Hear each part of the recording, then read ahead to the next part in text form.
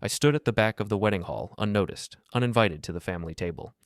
My son raised his glass, smiled at his fiance's parents, and said into the microphone, "I've always hated our last name. I'm ashamed to be his son." As the story unfolds, take a moment to like, hit the hype button, subscribe, and write in the comments.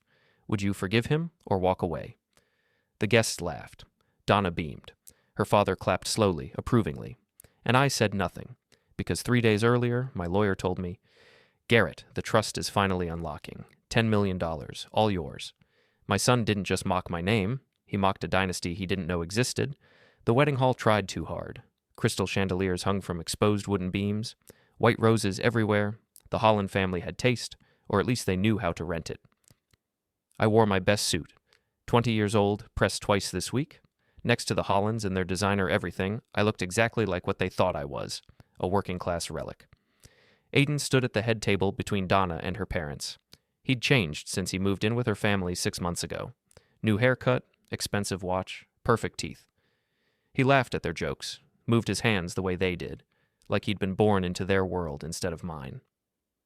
My father worked construction his whole life, never understood ambition. Aiden's voice carried that practiced cadence from his motivational videos. But I refused to be limited by where I came from. Tonight isn't just about marrying the woman I love. It's about becoming the man I was always meant to be. Donna squeezed his hand. Her parents smiled like proud collectors. My phone vibrated. A text from my lawyer, Thomas Bridger. "Documents ready for signature. Monday morning work for you. $10 million. Land holdings. Investment portfolios. The Monroe family trust, dormant through decades of legal complications, finally unlocked because I was the last living heir. Aiden had no idea. Nobody did. So after the honeymoon," Aiden continued, "I'll be officially changing my last name to Holland, because some names carry you forward, and some just hold you back." The room erupted in cheers. I walked out before the toast finished. Nobody noticed. My truck sat in the back corner, far from the luxury sedans. A 2003 Ford F-150, primer gray on the driver's door, reliable as gravity. The doors burst open. Aiden and Donna walked out, arm in arm. Behind them came Gregory and Patricia Holland. They saw me and stopped laughing. "Dad." Aiden's voice went flat. "What are you doing out here?" "Leaving." "Good." Donna stepped forward. "We've made arrangements for your vehicle to be moved. One of the venue staff will drive it to your home tomorrow. We can't have it in the photos." "I'm not giving you my keys," I said. "Dad, don't make this difficult." Aiden looked at me. "This is our wedding. Can't you just cooperate for once?" "For once." "You have." Donna crossed her arms. "You've been a weight around his neck since we met, always bringing him down with your working-class limitations. Tonight he's finally free of that." Gregory stepped forward. "We'll even pay for a rental car to get you home." "No," I said. I opened the driver's door. "You're being childish," Patricia said. "Why must you always make everything about yourself?" Tell me, Patricia, when you sent out the invitations, how did you list me? I wasn't at the rehearsal dinner, wasn't included in any family photos, wasn't seated with family, so let's not pretend this is about family celebration." Aiden's face went red. "You never understood me, never supported my dreams, you couldn't even afford a real school. You chose that school. I paid every bill without complaint. Because you had no ambition, no vision. You worked the same boring job my entire childhood, and I refused to become that." I felt something cold settle in my chest. "Get away from my truck." "Or what?" Donna stepped between us. I climbed into my truck, started the engine. Gregory moved in front of the hood. I put the truck in reverse, backed up slowly, then shifted to drive and turned toward the exit. They tried to block me. All 4 of them, standing in a line. I didn't slow down. At the last second, they scattered. I drove through the space where they had been standing. In my rearview mirror, I saw Aiden running after me, yelling something I couldn't hear. I turned onto the highway and drove away, my hands steady on the wheel, my mind already planning what came next. Monday morning, I sat in Thomas Bridger's office and signed my name 47 times. The office was downtown, 14th floor, with windows overlooking the river. Thomas had been my grandfather's lawyer, then my father's, and now mine. He was 73 years old, with hands that shook slightly when he passed me documents, but his mind was sharp as broken glass. "The land in Montana is probably your most valuable single asset," he said, sliding another paper across his desk. 1,200 acres. Some of it's leased to farmers, some of it's timber rights. Current valuation is approximately $4.2 million. I signed. Then there's the commercial property in Oregon, strip mall, fully tenanted. Generates about $18,000 monthly. You'll want to keep that for steady income. I signed. The investment portfolio is diverse. Tech stocks, municipal bonds, some international holdings. Your grandfather was conservative but smart. It's grown steadily for 40 years. I signed. We went through it all. Real estate in 3 states. Stocks and bonds. A half ownership in a medical supply company I'd never heard of. Royalties from a patent on industrial safety equipment that my great-grandfather had invented in 1952. Total liquid assets, after taxes and fees, approximately $7.8 million, Thomas said. Total asset value, including properties and holdings, approximately $12.3 million. You're a wealthy man, Garrett. I set down the pen. When can I access the accounts? The main account is already active. I'll have the checkbook and cards couriered to you this afternoon. The rest will take a few weeks to fully transition, but you can start making decisions immediately. Good. Thomas leaned back in his chair. It creaked. Everything in this office was old, comfortable, used, like Thomas himself. May I offer some advice? Go ahead. Don't tell anyone. Not yet. Sudden wealth makes people act strangely, family especially. I almost laughed. My family already acts strangely. Your son. He made his choice. Thomas studied me over his reading glasses. He's still your son. He said he was ashamed of me, of our name. Then he announced he was changing it. People say things they don't mean. He meant it. His fiancée's family was there, applauding. He spent 6 months learning to be like them, learning to look down on people like us. Like us? Working people. People who build things instead of just owning them. Thomas sighed. What are you planning, Garrett? To live my life. Quietly, comfortably. Without a son who thinks I'm an embarrassment. That's all? I met his eyes. That's all. He didn't believe me, but he didn't push. He just gathered the signed documents into a folder and stood. The courier will deliver everything by 5 p.m. If you have any questions, call me anytime. And Garrett? Yeah? Your grandfather would be proud. Not of the money, of how you handled yourself all these years not knowing it existed. You didn't need wealth to have dignity. I shook his hand and left. The rest of the week I went to work like normal, inspected construction sites, filed reports, drove my old truck through the city checking that buildings were safe for the people inside them. Nobody treated me differently because nobody knew anything had changed. Saturday afternoon, Aiden called. Dad. His voice was tight. We need to talk. About what? About your behavior at the wedding. Donna's parents are very upset. I almost hung up. Instead, I said, I'm listening. You tried to run us over in front of 200 guests. Do you understand how that looked? I drove around you. Nobody got hurt. You humiliated us. Her father is talking about pressing charges. For what? Driving away from a parking lot? For reckless endangerment. For... He stopped, took a breath. When he spoke again, his voice had that practiced calm. Look, I don't want this to become a legal situation, but you need to apologize. To Donna, to her parents, to me. No. Silence. Then, what did you say? I said no. I'm not apologizing for leaving your wedding after you told everyone you were ashamed of me. That's not... I didn't mean it that way. How did you mean it? More silence. I could hear him struggling. Aiden had always been terrible at confrontation unless he'd rehearsed it first. I was making a point, he finally said. About growth. About not being limited by circumstances. It wasn't personal. You're changing your name. For professional reasons. Monroe doesn't have the right association for my brand. Your brand. Yes. I'm building something, Dad. I have 60,000 followers. Sponsors are interested. I'm speaking at 3 conferences next month. This is real success, and you can't stand it because you never tried for anything in your life. I felt that cold thing in my chest again. Growing. Spreading. Is that what Donna tells you? This isn't about Donna. Everything's about Donna. You didn't talk like this before you met her. Didn't dress like this. Didn't look at me like I was something to be scraped off your shoe. Maybe I just finally realized what you are. A small man, living a small life, and I refuse to be small. I hung up. He called back immediately. I declined the call. He called 3 more times. I turned off my phone. That night I sat in my living room, small, rented, clean, and made a list. Not a revenge list, a clarification list. Things I needed to know before I made any decisions.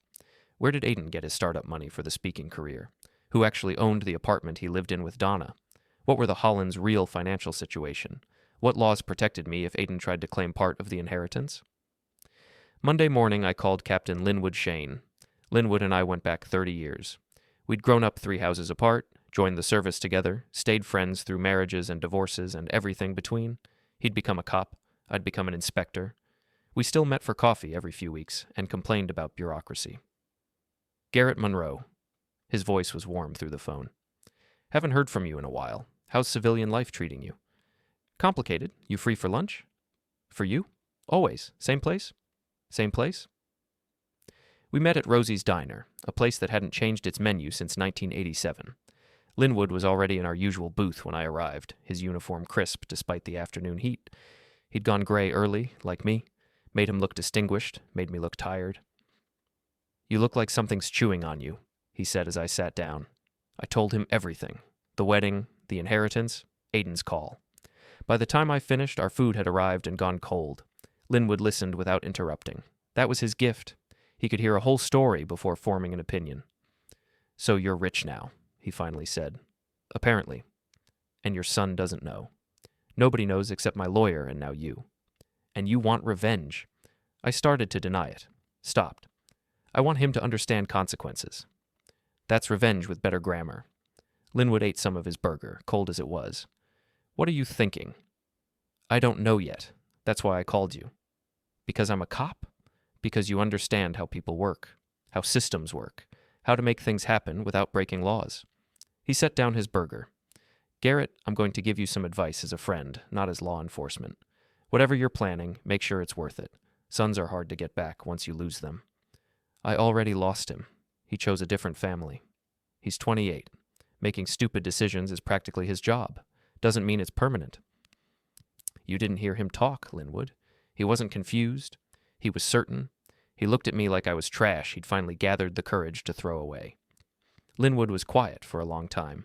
Then, what do you need to know? Everything. About him, about the Hollands, about what laws protect me and what laws don't. That's a broad request. I've got time, and apparently money. He smiled slightly. Money helps. All right. Give me a few days. I'll ask around. Quietly. People owe me favors. Thank you. Don't thank me yet. You might not like what I find. He was right. 3 days later, Linwood called me to a coffee shop across town. He had a folder with him, thin but heavy with information. Your son is running 3 businesses, Linwood said, keeping his voice low despite the empty shop. A motivational speaking company, an online course platform, and a brand consulting service. All of them are registered under his name. None of them are particularly profitable. Define not profitable. The speaking gigs pay okay, $3,000 to $5,000 per event. He does maybe 1 a month. The courses sell maybe 10 units monthly at $200 each. The consulting service has had 3 clients total, all of them through Holland family connections. So he's making what, $50,000 a year? Generously, but he's living like he makes $500,000. Penthouse apartment in the Diamond District, $4,000 a month. Leased Mercedes, $900 monthly. Designer clothes, expensive restaurants, first-class travel. His credit cards are maxed. He's got 2 personal loans in default. I felt something twist in my stomach. How is he paying for anything? Linwood slid a paper across the table. Gregory Holland is covering most of it, under the condition that Aiden marry Donna and permanently sever ties with his previous life. That means you.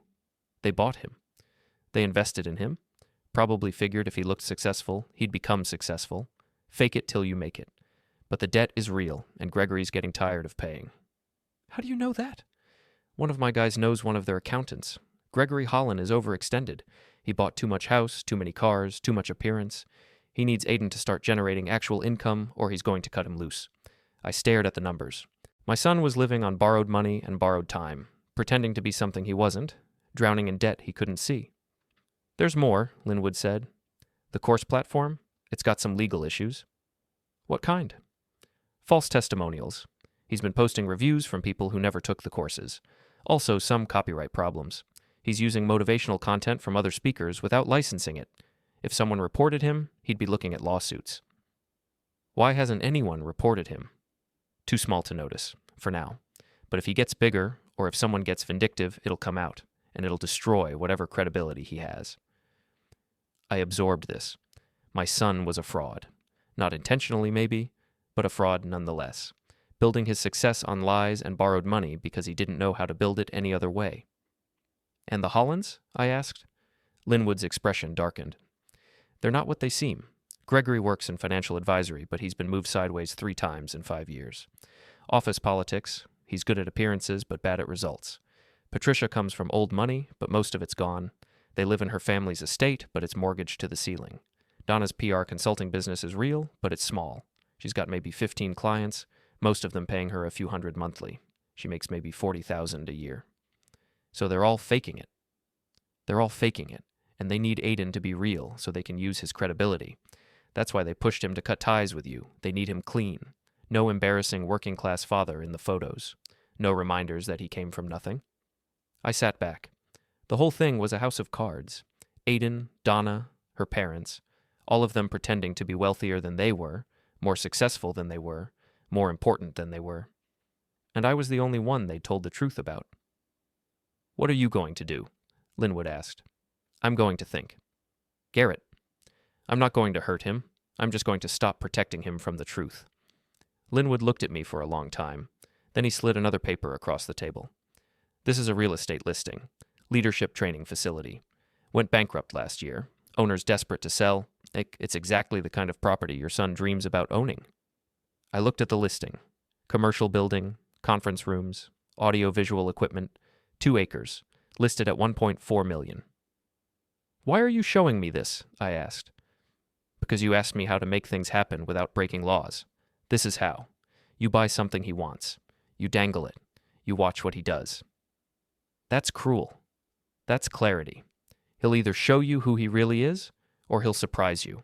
Either way, you'll know. I took the listing. "Thank you." "Don't thank me. Just remember, whatever you start, you have to finish. Half measures make things worse." I left the coffee shop with the folder and the listing, my mind already building a plan. I bought the training facility in cash. Took 3 weeks to close. The owner was so grateful he almost cried when I signed the papers. It was a decent property. Built in the 90s, updated in 2010, fell apart when the market shifted. 2 stories, gray brick, parking for 70 vehicles. Inside were 6 conference rooms, a main auditorium with stadium seating for 200, offices, break rooms, commercial kitchen. Everything a motivational speaker could want. It needed work, new carpet, paint. The audio-visual equipment was outdated. The HVAC system rattled. But the bones were solid. I'd inspected worse buildings that somehow stayed standing. I hired a small crew to start basic repairs. Nothing fancy, just enough to make it functional. Then I did something Linwood had suggested. I leaked the information. Not directly. That would be too obvious. Instead, I mentioned it to my barber, who happened to cut hair for 3 people in Aiden's networking circles. I mentioned it to the guy who ran the hardware store where Aiden bought supplies for his home studio. I mentioned it at a city council meeting about commercial development, where 2 real estate agents Donna knew were in attendance. Within a week, Aiden knew. He called on a Thursday evening. "Dad, I heard something interesting." "Yeah?" "Someone said you bought the old Excellence Center building. That true?" I could hear the confusion in his voice, the disbelief. His father, who he'd written off as working class and limited, had just purchased a $1.4 million property. "It's true," I said. Silence. Then, "How? How what? How did you buy it? Where did you get the money?" "I had some savings." "Dad, that building costs over $1 million. You don't have that kind of money." "Apparently I do." More silence. I could picture him pacing, the way he did when something didn't fit his worldview. "You took out a loan," he finally said. "You mortgaged everything." "No loan, paid cash." "That's impossible." "And yet?" "Dad, what's going on? Are you okay? Did someone talk you into this? Because if you're in over your head, I can help. Donna knows financial advisors. We can fix this before you lose everything." I almost felt sorry for him. He genuinely couldn't process that I might have resources he didn't know about. It didn't fit the story he'd built. "I'm fine," I said. "Better than fine. The property's a good investment." "You're not a real estate investor. You inspect buildings, you don't buy them.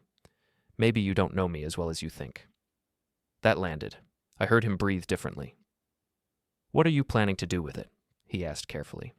"Rent it out. Conference space, training seminars, corporate events. Should generate decent income. That's my business model. Then you understand the market." "Dad." His voice changed. Softer, more calculated. "Listen, I know we've had some disagreements, but this is actually perfect timing. I've been looking for a space exactly like this. What if we partnered? You own the building, I run the programs, we could both benefit. There it was. The first move, not an apology, not acknowledgement of what he'd said at the wedding, just an immediate pivot to how he could use me. I don't think so, I said. Why not? It makes perfect sense. You don't know the training industry. I do. You'd just be leaving money on the table. I'll figure it out. Dad, be reasonable. This is a huge opportunity. Don't let pride get in the way of good business. Like you did. What's that supposed to mean? Nothing. I need to go. Wait, can we at least meet? Tour the building together? I have ideas that could really maximize the space. I'll think about it. I hung up before he could respond.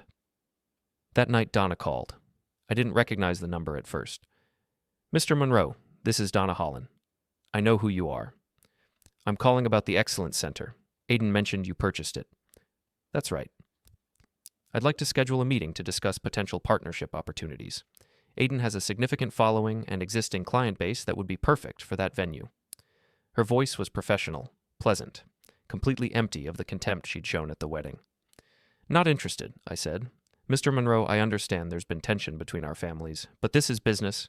Personal feelings shouldn't interfere with mutually beneficial arrangements. You told me I was a weight around your husband's neck, that I brought him down with my working-class limitations. Remember that? Pause. That was an emotional moment. Wedding stress. I apologize if my words were harsh. You're not sorry. You're just interested now that I own something you want. This isn't about what I want. It's about what's best for Aiden. He's worked so hard to build his career. This facility could take him to the next level. Surely you want your son to succeed. I wanted my son to have integrity, but you've trained him out of that. Her voice went cold. Excuse me? You heard me. You and your parents. You bought him, dressed him up, taught him to be ashamed of where he came from. And now you're surprised that I don't want to help you profit from it? That's completely unfair. We've supported Aiden's dreams, given him opportunities he never would have had. You've buried him in debt and false testimonials and copyright violations. He's one lawsuit away from losing everything. That's not support. That's a setup. Silence. Long enough that I thought she'd hung up. How do you know about that? Her voice was barely above a whisper. I know a lot of things, including that your family is barely holding on financially, including that Gregory is covering Aiden's expenses because he needs him to appear successful, including that you're all faking it. You have no right to investigate us. I have every right. You came into my life, took my son, and turned him into someone I don't recognize. So yes, I looked into who you really are, and I don't like what I found.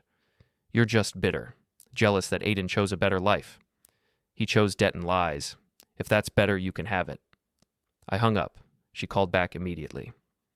I let it go to voicemail. She called twice more. Then Aiden called. Then Gregory called, his voice booming with false friendliness about clearing up misunderstandings. I ignored them all. 3 days later, Aiden showed up at the Excellence Center.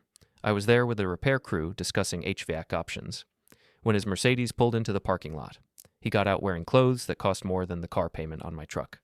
Designer jeans, leather jacket, sunglasses that probably had a European name I couldn't pronounce. He walked toward me like he owned the place. Dad, we need to talk. I'm working. This will just take a minute. He glanced at the crew. Privately. I told the foreman I'd be back in 10 minutes. Then I led Aiden to the far side of the parking lot, away from listening ears. What's going on? He demanded. Donna said you accused us of fraud, said you've been investigating us. I verified some facts. That's not investigating. That's due diligence. You had no right. I have every right. You're my son. You're making mistakes. I wanted to know how bad it was. My life is none of your business anymore. I told you that. You did. At your wedding. Right before you announced you were erasing our family name. I remember. He flinched. That was symbolic. You're taking it too personally. How else should I take it? As me becoming my own man. Creating my own identity. That's what successful people do. Successful people don't fake testimonials, don't steal content, don't live on money they don't have. His face went red. How do you know about any of that? I told you. I know things. You're sabotaging me. That's what this is.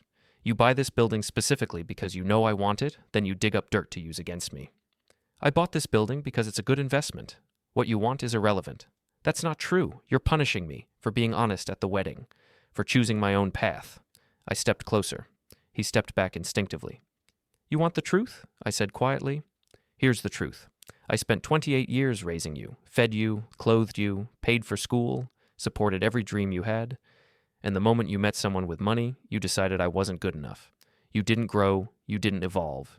You just became shallow. That's not fair. Life isn't fair. You should know that. You teach people about overcoming adversity, right? About staying motivated despite obstacles. Maybe practice what you preach. I don't need lectures from you. Then leave. This is my chance. Don't you understand? This building could change everything for me. Then buy it from me. He stared. What? Buy it. I'll sell it to you for exactly what I paid. $1.4 million. You can have the building, run your programs, build your empire. All you need is the money. His expression went through several emotions. Confusion, calculation, realization, desperation. I don't have that kind of money. Then I guess it's not yours. Dad, please, let me lease it. Or rent space. Or partner. Something. I need this. You need to figure out who you are. And you can't do that hiding behind Donna's family money. I'm not hiding. I'm building something real. On fake foundations. And when it collapses, you'll wonder why I didn't warn you. Well, I'm warning you now. Get your house in order. Fix your business practices. Pay your debts. Stop pretending to be something you're not. And maybe we can talk about partnerships. That could take years. Then you better start now. He looked at me like I'd stabbed him. Like I was the cruelest person he'd ever met. Like I was deliberately destroying his dreams out of spite. I was ashamed of our name, he said slowly. Turns out I was right to be. He walked back to his Mercedes, drove away too fast, tires squealing on the fresh asphalt. I stood in the parking lot alone, watching dust settle, feeling nothing but that cold certainty in my chest. The next 2 weeks were quiet. No calls from Aiden or Donna. I focused on the Excellence Center, contractors, renovations, planning. The building was finally looking professional, something people would actually want to use. A management company estimated it could bring in $15,000 a month once established. I didn't mention the money didn't matter. The building wasn't about profit. It was a reminder of what Aiden could have had if he'd valued family over status. Still, I wasn't closing the door. He could come back, admit he was wrong, genuinely apologize. He didn't. Instead, he launched a social media campaign. His video appeared on his channel, 40,000 followers watching him in a polished home studio, styled to look effortless. Today I want to talk about toxic family dynamics, he began, when parents control adult children through financial manipulation.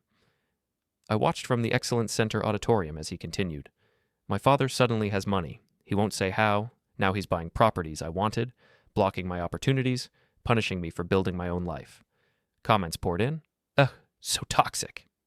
Set boundaries. Cut him off. He framed himself as the wounded son of a controlling parent, never mentioning the wedding, the name change, the humiliation, just a carefully crafted narrative for sympathy. 30,000 views in 2 days. I called Linwood. Did you see it? I did. You okay? He's escalating. He's protecting his brand. You buying that building made him look bad, so he's reframing the story. What do I do? I asked. Nothing. If you respond, it becomes a public fight. He gains more attention. Stay quiet. He'll lose momentum. So I just let him lie? You let him reveal who he is. People who matter will see the truth. I knew he was right. Still, watching my own son turn our life into content for strangers felt like another betrayal. Smaller than the wedding, but somehow sharper. A week later, Donna posted her own video. She was more subtle. 5 ways to handle unsupportive family members during career transitions. Number 3 was, recognize when relationships are one-sided. Number 4 was, don't let guilt keep you in toxic patterns. She never named me, didn't have to. Her audience connected the dots. The comments were worse on her video. My dad was like this too. Some parents never change. You're better off without him. I kept working on the building, kept showing up, kept moving forward. Then Gregory called. Garrett, it's Gregory Holland. We should meet. Why? Because this situation has gotten out of hand. Aiden is upset. Donna is upset. Nobody's thinking clearly. Let's have coffee. Talk like adults. I almost said no. Then I thought, why not? Let him make his pitch. Let him show his cards. We met at a coffee shop near his office.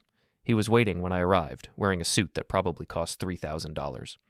His smile was perfectly calibrated, professional, warm enough to seem genuine, cool enough to seem serious.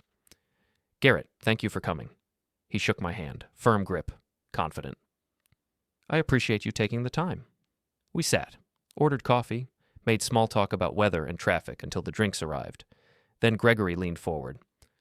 I'm going to be direct. You've hurt my daughter and my son-in-law. I'd like to understand why. Your son-in-law stood up at his wedding and announced he was ashamed of me. Then he legally changed his name to yours. How exactly did I hurt him? That was poorly phrased on his part. He meant no disrespect. He meant exactly what he said. Gregory sighed. Garrett, I understand your feelings were hurt, but you're making business decisions based on emotion. That's not wise. What business decisions? Buying that training facility, refusing to work with Aiden, you're cutting off your nose to spite your face.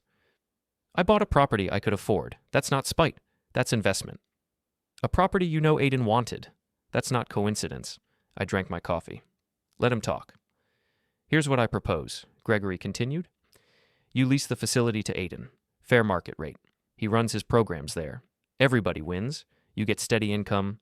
He gets the space he needs. We all move past this unpleasantness. No. Why not? Because he needs to learn he can't have everything he wants just because he wants it, especially not from people he's treated badly. Gregory's smile tightened. You're being petty. I'm being honest. You're also being foolish. Aiden's career is growing. He has opportunities you can't imagine. Having him in that building would be incredibly valuable. You're walking away from easy money. I have money. Do you? Or did you overextend yourself on this purchase and now you're too proud to admit it? I looked at him. Really looked. At his expensive suit, his practiced smile, his absolute certainty that he understood me. He had no idea who I was or what I had. Gregory, I know about your finances. I know you're carrying over $2 million in debt. I know you've been covering Aiden's expenses because you need him to look successful. I know you're desperate for him to start generating real income so you can stop bleeding money. And I know this meeting isn't about healing family relationships. It's about accessing my building because you can't afford to keep funding his failures. His face went white, then red. How dare you? I dare because I'm the one person in this story who isn't pretending. You want to talk business? Here's business. Your investment in my son is failing. His courses don't sell. His speaking fees barely cover expenses. He's buried in debt with no path to profit. You bought damaged goods, and now you're trying to salvage them using my resources. The answer is no. Gregory stood. You'll regret this. Maybe, but not today. He walked out without looking back. That night, Aiden posted another video. This one was angry, raw. When Family Becomes Your Biggest Obstacle was the title. He talked about how hard it was to break free from negative influences, how painful it was to be sabotaged by people who should support you, how important it was to stay focused on your goals even when the world tried to drag you down. The comments exploded. Over 100 in the first hour, half supportive, half telling him to reconcile. A few calling him out for airing private grievances publicly. But one comment stood out. This sounds like you're just mad your dad won't give you free stuff. Aiden deleted it within minutes, but I'd seen it, and I knew other people had too. The cracks were starting to show. 3 days later, I was inspecting a construction site downtown when my phone rang. Unknown number. Mr. Monroe, this is Patricia Holland. We haven't spoken directly, but I'm Donna's mother. Her voice was precise, educated, the kind of accent wealthy people cultivate to separate themselves from everyone else. I know who you are, I said. I'm calling because I'm concerned about the situation between you and Aiden. It's affecting my daughter's marriage. That concerns me. Then talk to your daughter.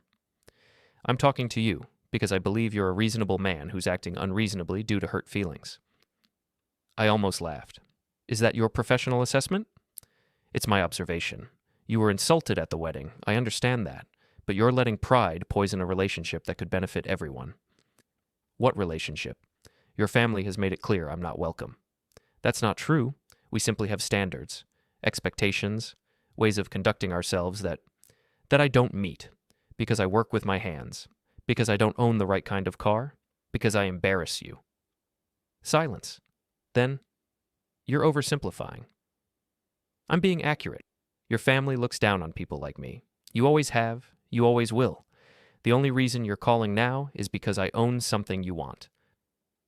The Excellence Center. Yes. Aiden needs that facility, Mr. Monroe. His career depends on it. I'm asking you, as one parent to another, to help your son succeed. Help him how? By giving him free access to a building I paid for? By subsidizing his business while he continues to pretend I don't exist? By being the bigger person, by putting his welfare above your ego. That cold thing in my chest expanded. Let me tell you about ego, Patricia. Ego is borrowing money you can't repay to maintain an image of wealth. Ego is teaching your daughter to value appearance over substance. Ego is encouraging a young man to abandon his family because they don't fit your aesthetic. You want to talk about ego? Look in a mirror. Her voice went icy. You have no idea what you're talking about. I know exactly what I'm talking about. Your estate is mortgaged. Gregory's barely hanging on to his job. You're 2 bad months away from losing everything, and you're trying to use my son as a life raft. Well, guess what? He's drowning too. You can't save yourselves with someone else's wreckage. How do you? She stopped, collected herself. This conversation is over. Agreed. She hung up. I went back to inspecting the construction site, checking welds and load calculations, making sure the building was safe. That's what I did. Made sure things didn't collapse. Made sure foundations were solid. Made sure shortcuts didn't turn into tragedies. I wish someone had done that for my son. That weekend, Aiden showed up at my apartment. I was having coffee on my small balcony when I saw his Mercedes pull into the parking lot. He got out, looked up at my building like he was seeing it for the first time. 3 stories, a brick, built in the 70s, clean but unremarkable. The kind of place working people lived. He'd never visited before, never wanted to see how I lived after he moved in with Donna's family. I waited, didn't go down, made him come up. The knock was tentative. Not like him. He was usually confident, even when he shouldn't be. I opened the door. He looked terrible, tired, thinner. The expensive clothes couldn't hide that something was eating at him. Dad, can I come in? I stepped aside. He walked into my apartment and looked around. Small living room. Furniture from different decades that didn't match but was comfortable. Kitchen visible through an open doorway. Everything clean, everything functional, nothing impressive. You want coffee? I asked. No, thank you. We stood there, awkward, 2 people who used to know each other. Why are you here, Aiden? He took a breath. Because Donna left me. I felt something shift. Not sympathy. Not yet. Just curiosity. Why? Because everything's falling apart. The video post backfired. People started asking questions about my business, about my finances, about why I was so angry at my father for not giving me free stuff. Those were legitimate questions. I know. He sat on my couch without asking, put his head in his hands. Someone reported my course platform for false testimonials. I'm being investigated. If they find what I think they'll find, I could be sued. You could be. Donna said she can't be associated with legal problems. Said it would hurt her business. Her parents agreed. They told me to move out of the apartment. Said the lease was in their name anyway. It was. How did you know? I looked into things. After you made it clear I didn't matter anymore. He looked up at me. I'm sorry. For what specifically? For what I said at the wedding. For how I treated you. For letting them convince me you were the problem. You weren't convinced. You were bought. There's a difference. I wanted to fit in, to be part of something bigger. You were part of something, our family, but you decided it wasn't enough? He nodded slowly. I did. We sat in silence, traffic and a neighbor's TV filling the room, ordinary sounds Aiden had always run from. What do you want from me? I asked. I don't know. Help? Forgiveness? I just don't know where else to go. What about your followers, sponsors, contacts? They're gone. Donna told everyone we split because of my legal issues. She's protecting herself. She's destroying me. No, you destroyed yourself. She's just stepping over the wreckage. He flinched, agreeing. Then he asked, So what do I do? I looked at him, my son who had chosen status over family, humiliated me for approval, built a fake career on debt and stolen ideas. Part of me wanted to send him away, but part of me remembered the boy he used to be. You fix it, I said. How? You go public. Admit what you did, remove fake testimonials, pay what you owe, start over, smaller and honest. That'll end my career. It's already over. This gives you a real chance. Nobody will hire me. Some will, honest people. He looked around my plain apartment. You're not going to help me. I just did. I told you the truth. He stood. I don't deserve help. Or forgiveness. You could rebuild it. Slowly, with real work. He reached the door. The Excellence Center. Were you ever going to let me use it or just punish me? Both, I said. I wanted you to see what you threw away and earn it back. You never did. I'm changing now. We'll see. He left. I sat alone, waiting to feel relief or victory. Instead, I just felt tired. 2 weeks passed. Aiden didn't call, didn't post any videos. His social media went quiet. I kept working on the Excellence Center. The renovations were almost done. New carpet throughout. Fresh paint. Updated HVAC. The audio-visual equipment was state-of-the-art. The place looked professional, like somewhere important people would want to host important events. The management company started booking clients. First one was a corporate retreat, 3 days, $12,000. Then a weekend seminar on medical billing practices, $8,000, then a tech conference, $15,000. The money rolled in. Not that I needed it, but it proved the building was viable, valuable, everything Aiden had wanted it to be. I thought about calling him, telling him I was proud the building was working, that his instincts about the market had been right. I didn't. Then Linwood called. You need to see something. We met at Rosie's Diner again. He had his laptop this time, turned it toward me in the booth. Aiden's been busy, Linwood said. On the screen was a blog post, long, detailed. My public apology and path forward. I read it. Aiden admitted everything.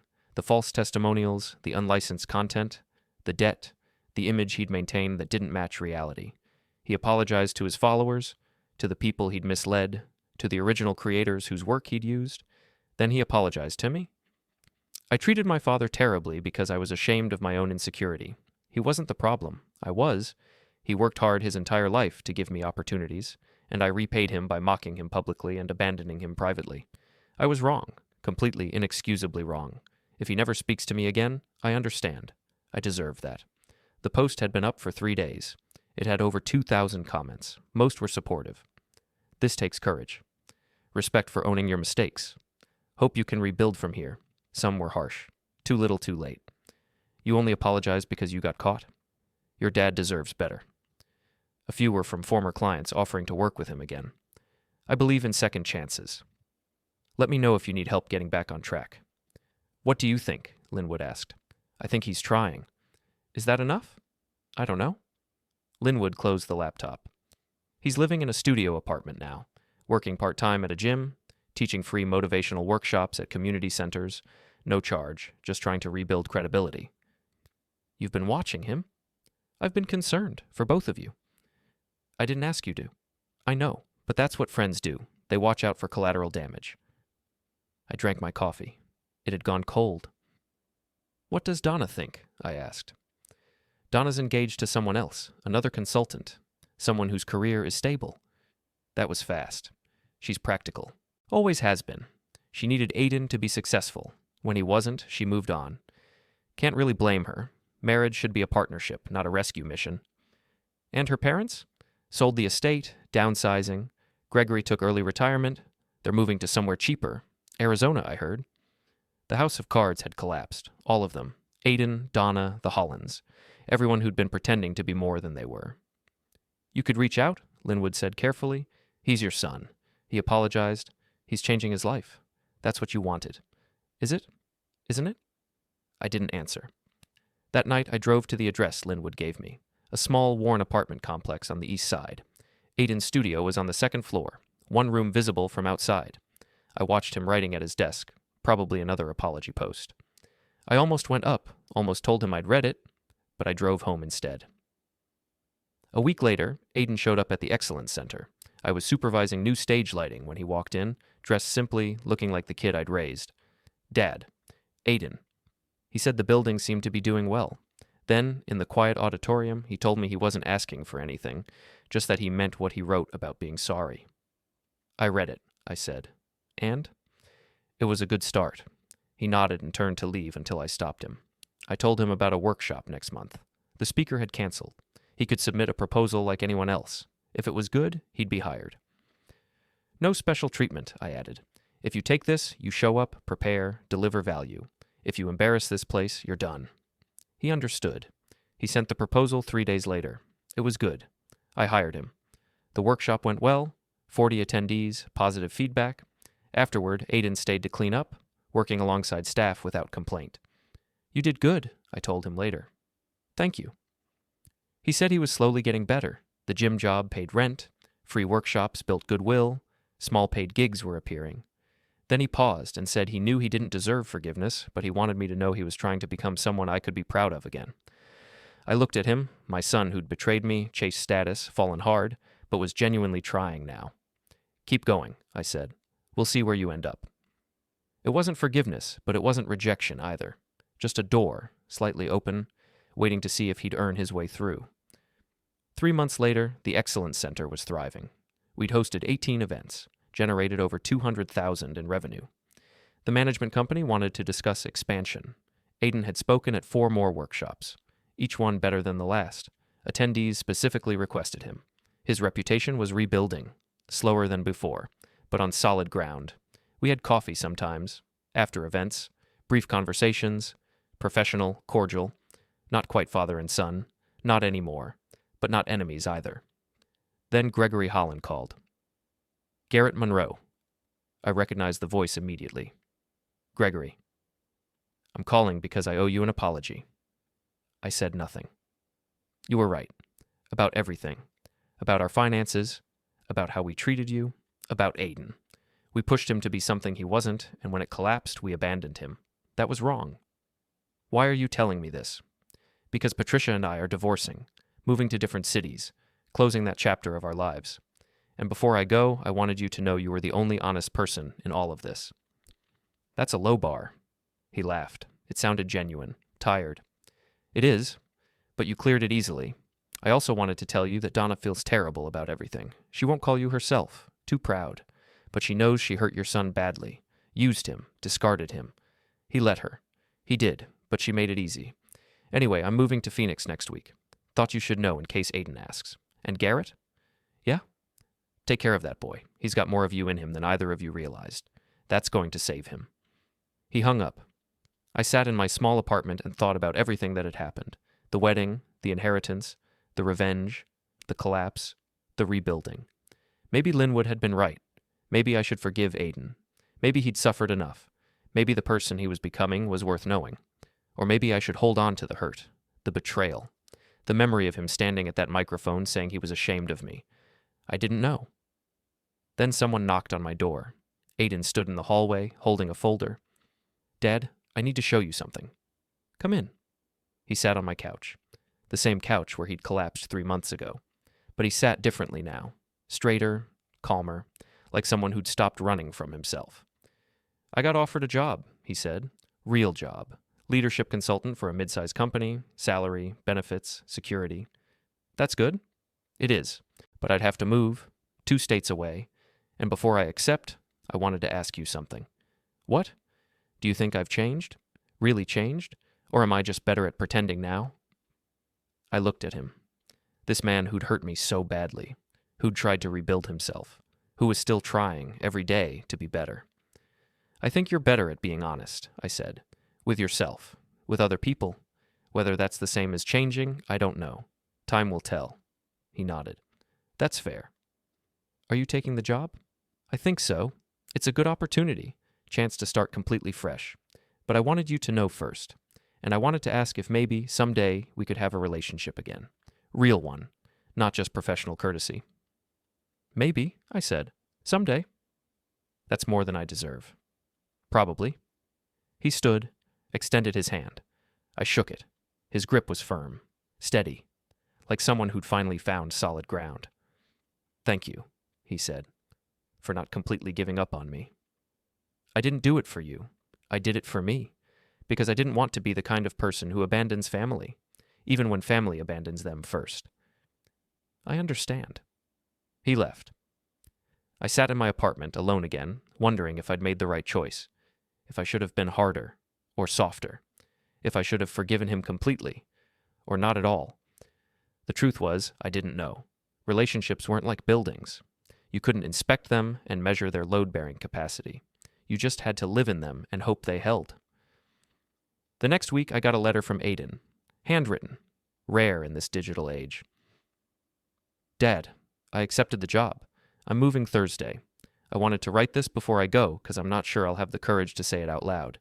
You were right about everything. About Donna, about her family, about me. I thought I wanted status, but what I really wanted was to feel valuable, to feel like I mattered.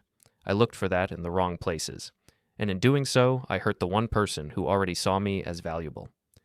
I can't undo that. I can only move forward differently. I hope someday you can see me the way you used to, as your son, not as the person who betrayed you, but I know that's up to me to earn. I'll keep working on it. I love you.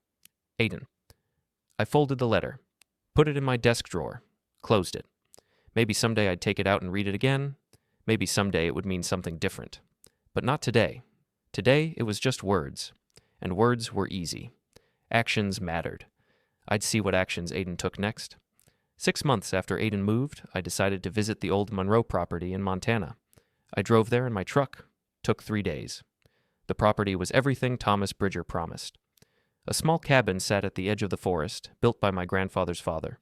1 room, wood stove, no electricity, just shelter and silence. I stayed there for 2 weeks, walked the property lines, sat by the stream, fixed up the cabin, replaced rotten boards, sealed gaps where wind got through. The work felt good, honest. On my last day, I carved something into the cabin door frame. Just 3 letters, M-O-N, for Monroe. The name Aiden had been ashamed of, the name that had been worth $12 million. Back in the city, the Excellence Center continued succeeding. We'd expanded bookings, hired permanent staff, built a reputation as the best training venue in the region. Aiden's name came up sometimes. People who'd seen his workshops, who'd read his blog, who respected his honesty about his failures. "He's your son, right?" they'd ask. "He is." "Ah, you must be proud." I never knew how to answer that. Then one night, 9 months after he moved, Aiden called. "Dad, I'm coming to town next week, for work. Could we have dinner?" "All right." We met at a restaurant. Nothing fancy. He looked different, older, steadier. "How's the job?" I asked. "Good. They promoted me last month. Senior consultant, leading my own team. That's impressive. It's honest work, real clients, real problems, no shortcuts." We talked about small things. Then, over coffee, he said, "I saw a therapist for the past 8 months. Needed to understand why I did what I did." "What did you learn?" "That I was afraid of being ordinary, of not mattering. I thought if I could be successful enough, I'd finally feel valuable. But it didn't work that way." "But you rebuilt." "I'm rebuilding, every day." "Dad." He set down his coffee. "Can you ever forgive me? Really forgive me?" I looked at him. This man I'd raised, who'd hurt me so deeply, who'd worked so hard to become someone different. "I don't know. I want to. But every time I think about forgiving you, I remember standing at that wedding hall, listening to you tell everyone you were ashamed of me, and it hurts again." "I understand. But I don't hate you, and I'm not trying to punish you anymore. Maybe that's enough for now. Maybe we just keep trying." "I'd like that." Outside the restaurant, we stood in the parking lot. "Thank you," Aiden said, "for not giving up completely. Thank you for giving me a reason not to." We shook hands. Then, awkwardly, he pulled me into a hug. Brief, uncertain, but genuine. When he pulled away, his eyes were wet. "I miss you. I miss having a dad." "I'm still here." "I know, but it's not the same." "No, but maybe it can be something new, something honest." He nodded, got in his rental car, drove away. I stood in the parking lot alone, feeling something shift in my chest. Not forgiveness, not yet, but maybe the possibility of it. A year passed, then another. Aiden kept his job, kept therapy. We had dinner every few months. Built something new between us. The Excellence Center continued thriving. I started a scholarship fund for kids from working-class families. I named it the Monroe Family Scholarship. Aiden cried when I told him. "You didn't have to do that," he said. "Our name meant something once, before you were ashamed of it. Maybe it can mean something again. It means everything to me now." Then, 2 years after the wedding, Donna called. "Mr. Monroe, I wanted to apologize.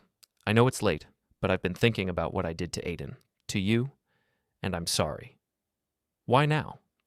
"Because I'm getting married again, and this time I want to do it right. I was terrible to Aiden, terrible to you. I pushed him to abandon you because I was shallow and status-obsessed. Is he okay?" "He's okay. Better than okay. He's building a real life. Everything you tried to train him away from." "I'm glad. Please tell Aiden I'm sorry." I'll tell him. I called Aiden, told him about Donna's call. He was quiet. Then, I hope she's happy. She wasn't bad, just broken. Like you were. Like I was. Are you happy? I asked. Getting there. This life, small as it is real. Dad? Yeah? Do you think you'll ever trust me again? I don't know, but I'm trying. That's enough. 3 years after the wedding, I got an invitation. Aiden Monroe requests the honor of your presence at his commitment ceremony. I called him. You're getting married? Not exactly. Claire and I are having a ceremony, exchanging promises. Who's Claire? Someone I met at work. Engineer, smart, kind, nothing like Donna. Will you come? I want you there, as my father. Where is it? Small venue, 40 people, no pretense, just honest celebration. No speeches about being ashamed of your name? Silence. Then, Dad, I will spend the rest of my life proving I'm not that person anymore. I didn't say I wasn't coming. Then I'll be there. The ceremony was everything he promised. Small venue, simple decorations. Claire was nothing like Donna, wore glasses and smiled like she meant it. When she looked at Aiden, I saw something real. Aiden wore a simple suit. He looked like himself. Finally. When he saw me, his face lit up. Dad, you came. I said I would. Front row, father of the groom, where you should have been last time. That landed hard, in a good way. The ceremony was short, honest. They exchanged promises about being truthful, supporting each other, staying when things got hard. When it was over, Aiden found me. What did you think? I think you chose well this time. Dad, he took a breath. Are you proud of me? Not of what I was, but of who I am now. I looked at him. This man who'd destroyed our relationship, who'd worked for 3 years to rebuild it, who'd become someone worth knowing again. Yes, I said, I'm proud of you. He broke. Tears he couldn't hold back. I thought I'd never hear you say that again. You earned it. Took 3 years, but you earned it. He pulled me into a hug. Real one this time, when he pulled away. I changed my name back, legally, last month. I'm Monroe again. You are? I am, because I finally understand what that name means. Not status, not wealth, just honesty, hard work, being better. That's what Monroe means. That's what you taught me. I felt something break open in my chest. The anger, the hurt, the betrayal. It didn't disappear, but it got smaller. Welcome back, I said. Later, Aiden found me again. Dad, I'm opening my own consulting business, focusing on helping people rebuild after failure. I wanted to ask if you'd consider being an advisor. You want my advice? I want your honesty. You're the only person who's never lied to me. All right, I can do that. Thank you. A month after the ceremony, I decided something needed to happen, something final. I called Aiden. I need to see you at the Excellence Center tomorrow night, 9 p.m. Is everything okay? Just be there. He arrived exactly on time. The building was empty. He walked into the main auditorium where I was waiting on the stage.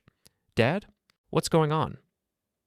3 years ago, you stood in a wedding hall and announced you were ashamed of our name. You said it held you back. His face went pale. Dad, you wanted to be a Holland. You wanted their money, their status, their world. I know, I was wrong. You have, and you've worked hard, but there's something you still don't understand. I pulled an envelope from my jacket. This building? I bought it with money from the Monroe Family Trust.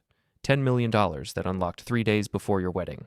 Land in Montana, property in Oregon, and all of it Monroe money. All of it waiting for the last heir. Aiden's eyes went wide. What? You were ashamed of a name that was worth $12 million. You mocked a legacy you didn't even know existed. You chose people who were faking wealth over a father who actually had it. I didn't know. You didn't ask. You just assumed I was small, limited. But I wasn't the problem. Your judgment was. He stood there, frozen. The Hollands? Drowning in debt, faking everything. Donna used you and threw you away. They were all pretending, and you traded real family for fake status. Dad, I'm sorry. I know you are. You've proven it. 3 years of proving it. But you need to hear this. You need to feel this.